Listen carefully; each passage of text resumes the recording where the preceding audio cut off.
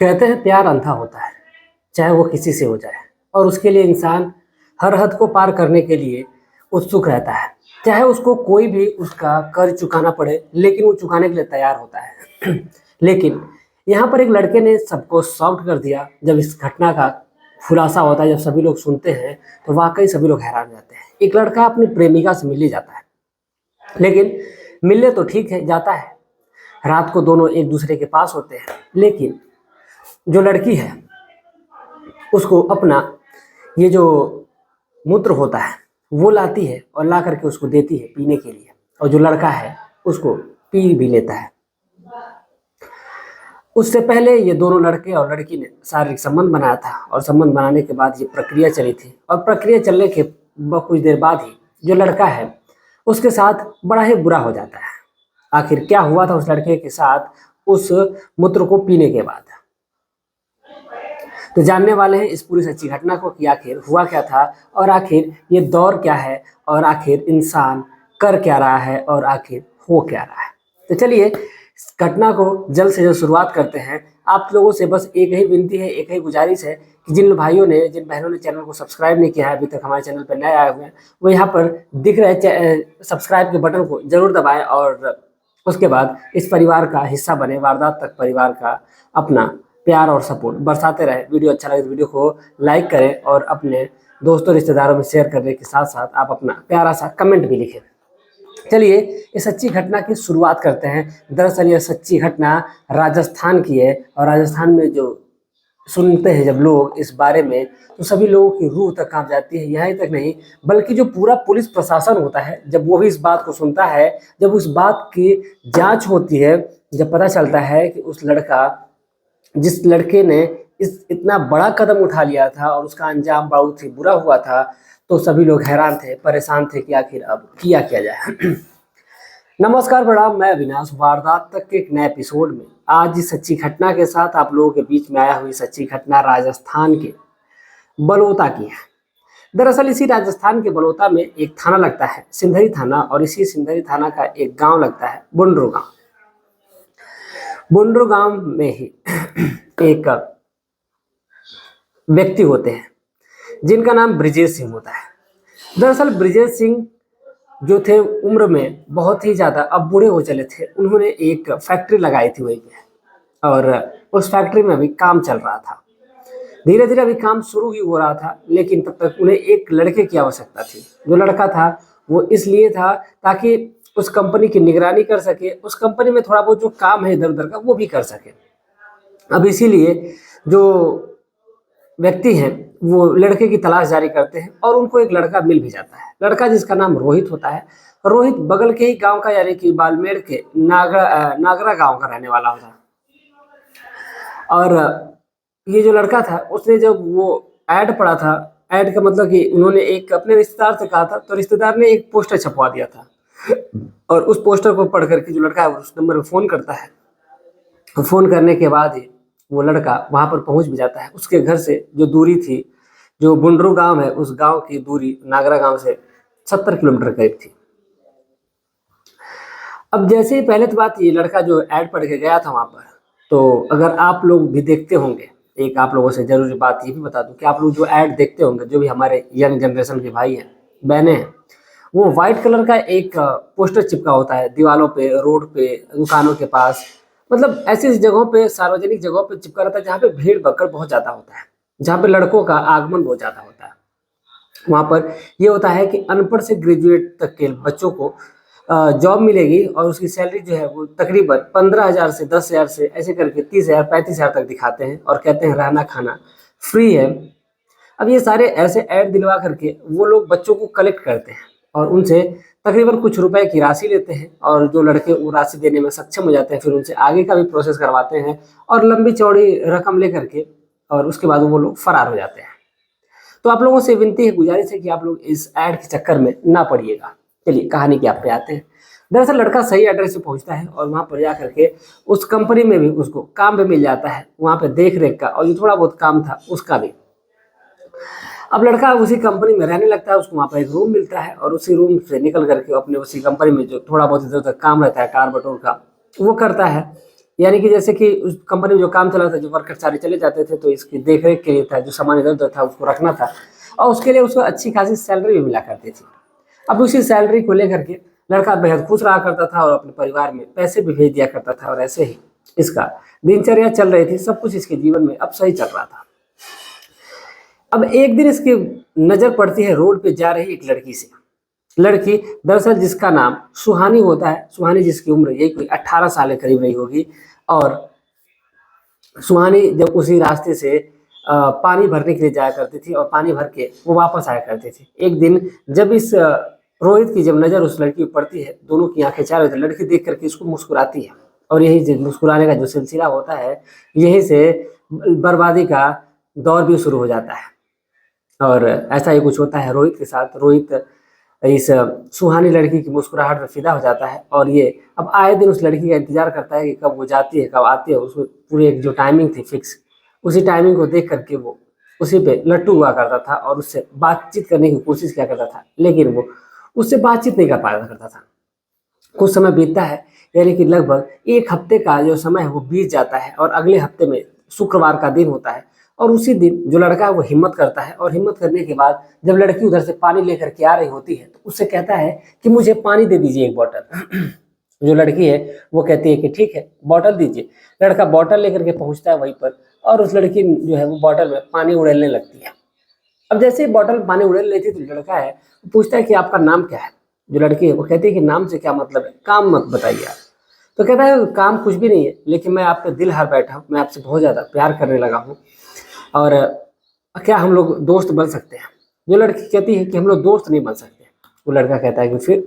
तो लड़की कहती है दोस्त ये वही होता है, दोस्त नॉर्मल होता है। मैं भी आपको चाहती हूँ, तो हम लोग दोस्त नहीं बल्कि एक दूसरे के लिए सब कुछ है। अब लड़का सुनता है इस बात को तो वो भी बहुत खुश होता है।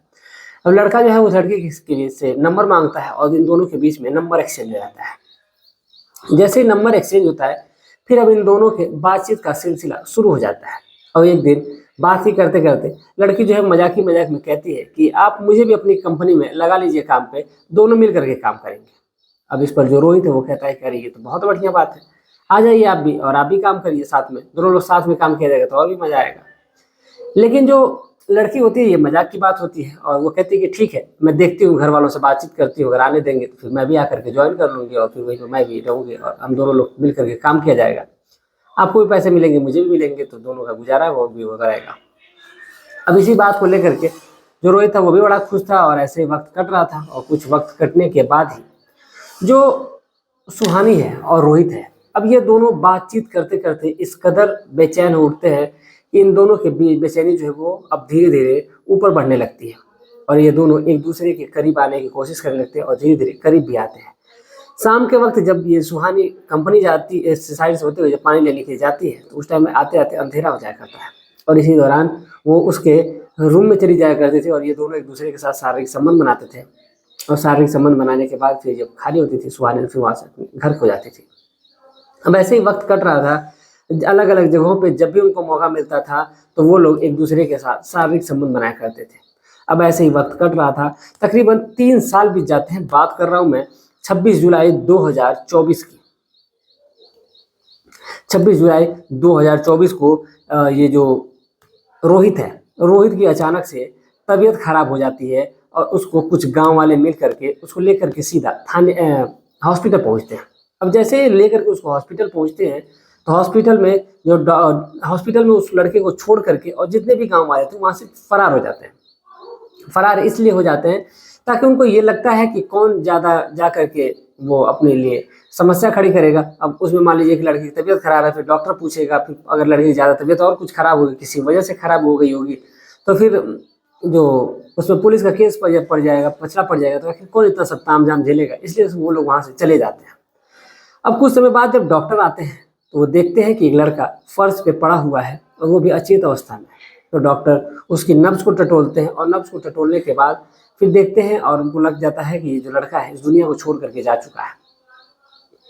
अब जैसे ही लड़के को डॉक्टर साहब ये मृत घोषित कर देते हैं, फिर पूछते हैं क्या कि इसके आगे पीछे कौन है, लेकिन उसके पास से ना ही कोई आईडी मिलती है और ना ही कोई सुराग मिलता है जिस वजह से इस लड़के का पता लगा जाए। हाँ, उसके फ़ोन से उसके पास से ज़रूर एक फ़ोन मिलता है। अब जो डॉक्टर है उस लड़के को बड़ी ही बारीकी से देखते हैं तो उनको ये लग जाता है कि ये लड़का जो है इसको किसी ने मारा हुआ है। इसकी मौत जो है वो आम मौत नहीं है, बल्कि इसको बहुत बुरी तरीके से मारा गया है। अब यही सोच करके जो डॉक्टर है वो थाने में फ़ोन कर देते हैं, और थाने में जैसे ही फ़ोन होता है मौके पर पुलिस आती है, और मौके पर जब पुलिस आती है तो फिर बॉडी को कब्जे में लेती है, पोस्टमार्टम करवाया जाता है उसका। और जब पोस्टमार्टम हो जाता है तो फिर साफ खुलासा हो जाता है कि इस लड़के को बड़ी ही पहले बेरहमी से भीतर घात जो है वो मारा गया है, और मारने के बाद इसकी गला दबा करके इसकी हत्या कर दी गई है, और ऐसे तरीके से हत्या की गई ताकि किसी को पता भी नहीं चले। यानी कि उसके मुंह को दबाया गया था, नाक को नॉर्मल तरीके से बंद किया गया था, और कान को भी बंद किया गया था, ताकि मतलब ये इसकी जल्द से जल्द दम घुट करके और ये तड़प तड़प के मरे। इस प्रकार से उसको बड़ी ही निर्दयता से, निर्ममता से उसको मारा गया था। अब पुलिस जो है वो परेशान हो जाती है और वो जांच पड़ताल में जुट जाती है। आस पड़ोस से पूछने लगते हैं कि ये लड़का कहाँ का है, तो जांच करने में पता चलता है कि ये जो लड़का है वही सिरधरी थाना के जो बुंडसुरु गांव है, उसी गांव में एक जो कंपनी, उसी कंपनी में रहने वाला है। फिर उसके मालिक से कांटेक्ट किया जाता है, और जो मालिक से जब कांटेक्ट होता है तो फिर पता चलता है कि ये लड़का तो दूसरे गांव का है, और वो बाड़मेर के नागड़ा गांव का है। अब पुलिस सोचती है कि आखिर यहाँ से 70 किलोमीटर दूर कोई दुश्मन तो नहीं होगा वहाँ से आकर के यहाँ मारने वाला, जरूर कोई ना कोई दुश्मनी इसकी यहीं पे रही होगी, कोई ना कोई रंजिश रही होगी। अब मालिक से बातचीत की जाती है तो मालिक कहते हैं ऐसा तो कुछ भी नहीं है। फिर आस पड़ोस के लोगों से भी पूछताछ की जाती है, लेकिन कोई भी इस बारे में जानकारी देने के लिए तैयार नहीं था। वो कहते हैं तो बड़ा सीधा लड़का था, किसी से किसी का मतलब नहीं था। वहाँ पे जो वर्कर काम करते थे उनसे भी पूछा गया था लेकिन कोई भी जब कुछ नहीं बता पाता है तो फिर पुलिस अपने तरीके से जांच पड़ताल में जुट जाती है। और फिर जो पुलिस को सेलफोन मिला था, उसी सेलफोन से सोचते कि इससे कोई ना कोई सुराग जरूर मिल जाएगा। अब इसीलिए लड़के के सेलफोन को जो है वो सर्विस लाइन पे डाला जाता है, और प्लस उसकी CDR निकाली जाती है। और जब CDR निकाली जाती है तो उसमें नॉर्मल 2-3 लड़कों को कॉल किया था, अपने परिवार को फ़ोन किया था, लेकिन सबसे ज़्यादा जो बातचीत हुई थी एक नंबर था, उसी नंबर पर हुई थी। और जो नंबर है उस नंबर पर तकरीबन घंटों बात हुआ करती थी, और उसी नंबर को जब पुलिस को शक होता है तो फिर उस नंबर की लोकेशन निकालती है, और उसी लोकेशन के आधार पर पुलिस उस घर पे पहुंचती है। और जब घर पे पहुंचती है तो नंबर दिखाया जाता है घर वालों को, तो पता चलता है कि किसी और का नंबर नहीं बल्कि सुहानी का ही नंबर है। अब जैसे सुहानी के नंबर की बात आती है तो फिर पुलिस सुहानी को बुलाती है और उससे पूछताछ करती है।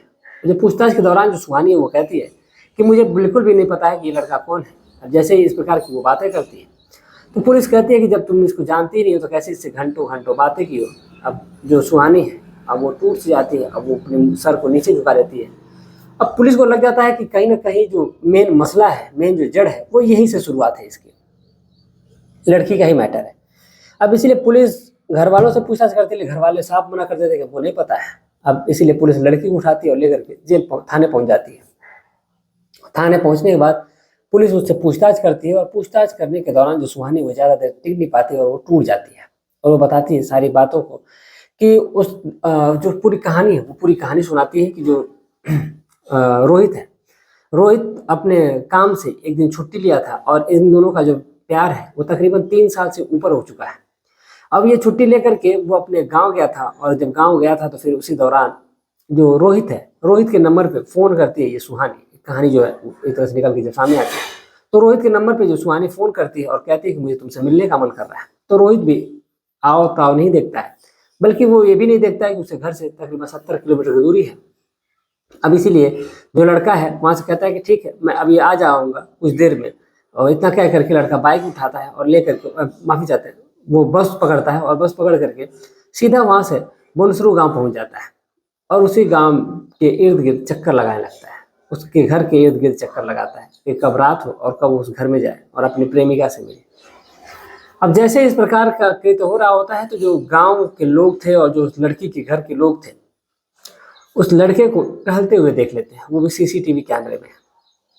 दरअसल CCTV कैमरा भी बहुत जल्द ही लगा था, क्योंकि उन लोगों ने कई बार उस लड़की को, अपनी ही लड़की यानी सुहानी को, उस लड़के के साथ रंगे हाथों पकड़ा था। कई बार उस लड़के को समझाया भी गया था कि आज के बाद इधर इर्द गिर्द मत घूमना, तुम्हारा जहाँ काम है तुम वहीं रहना। सुहानी का पानी लेने के लिए भी मना कर दिया जाता है कि तुम पानी लेने नहीं जाओगे। और जब परिवार वालों से पुलिस पूछताछ की थी तो नंबर का खुलासा इसलिए नहीं हो पाता कि लड़की फ़ोन को छुपाई हुई थी, फ़ोन चोरी इसलिए हुई थी, वो केवल बस इससे रोहित से बात करने के लिए की थी। अब जो सुहानी है और ये रोहित है, जब रात होने का इंतजार करते हैं, जब रात होती है लेकिन रात के जब जैसे 10 बजते हैं, सुहानी को लगता है कि सारे परिवार वाले सो गए हैं। अब इसलिए वो चुपके से रोहित को फ़ोन करती है और कहती है कि तुम पीछे वाले दरवाजे से अंदर आ जाओ। पीछे वाले दरवाजे पे भी एक कैमरा लगा हुआ था, चारों तरफ घर जो था वो कैमरे से लैस था। और जैसे ही रोहित घर के अंदर आता है और उस लड़की के कमरे में जाता है, और जब कमरे में पहुंचते ये दोनों अभी प्यार भरी बातें शुरू करते हैं, एक दूसरे से अभी लिपट चिपक रहे होते हैं। तो इसी दौरान तब तक घर के दरवाजे का कोई दो दरवाजा है जो खटखटाता है कमरे का। अब जैसे कमरे का दरवाजा खटखटाता है, सुहानी की हालत खराब और रोहित की भी हालत खराब। अरे ये क्या हो गया? तो जो सुहानी है वो कहती है कि बोलिए क्या काम है? तो वो कहते हैं कि दरवाजा खोलो। तो जो सुहानी है उसको लड़के को कहती है कि काम करो कि तुम छुप जाओ और उसको अलमारी के ऊपर छुपा देती है। यानी जो ऊपर एक जो कमरे रूम में अलमारी बनी होती है, उस अलमारी के ऊपर वहाँ पर वो पर्दे से ढका हुआ था और वहीं पर जा करके वो छुप जाता है। और छुपने के बाद जब दरवाज़ा खोलती है तो पूछते हैं कि वो जो लड़का आया है वो कहाँ है? सुहानी कहती है कौन लड़का? लड़का तो कोई नहीं आया है। अब इसलिए वो छुपाने की कोशिश करती है, लेकिन परिवार वालों ने कैमरे में देखा हुआ था, इसलिए उस कमरे की अच्छे से तलाशी लेते हैं। और जैसे तलाशी लेते हैं तो फिर उसमें जो रोहित है वो पकड़ा जाता है और उसको बड़ी ही बुरी तरीके से मारा जाता है।